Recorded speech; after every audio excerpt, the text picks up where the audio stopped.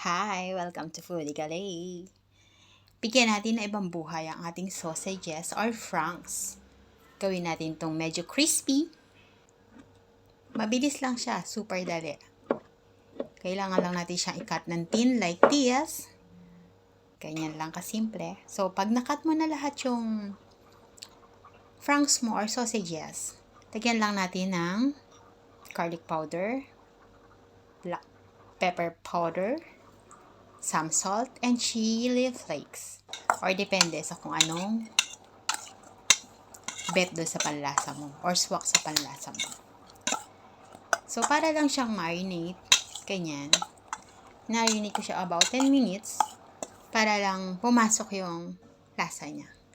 And then, fry na natin siya. Parang saute kasi hindi ganun karaming oil. So, hindi ko siya pinainit masyado kasi natilamsik siya. Ang fesko. Baka tamaan ng mantika. So, yun ang purpose. Kaya ako laging pag nagsusute, hindi ganun kainit yung oil. Tapos, tinatakpan ko siya agad. Taking care of my face. Ayan na. So, intayin lang natin siyang maluto, syempre. Pag tingin nyo medyo luto na, kailangan mo na siya i-flip para hindi masunog yung other side. Gumamit ako ng tong for that. Parang mas madali. Ganun lang kasimple. Pero wag maliitin. Super yummy talaga. You have to try it. Tapos, para hindi masyadong plain, nilagyan ko siya ng spring onion and cutted like nung ginawa ko dun sa sausages.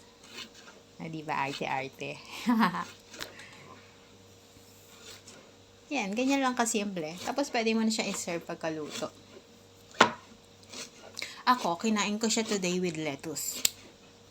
Yes, with lettuce. It's really nice. So nice with it. It's really nice. You have to try it. Oh, ganyan na. Reddish na siya. So, maluluto na. Diba ang ganda? Kesa, laging plain na, long, like the usual we are doing for the franks. Ito medyo iba naman.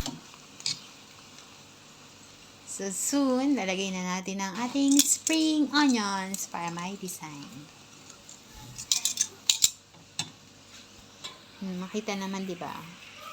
It is really crispy. Huwag nyo lang takpan kasi pag tinakpan nyo siya, lalambot na.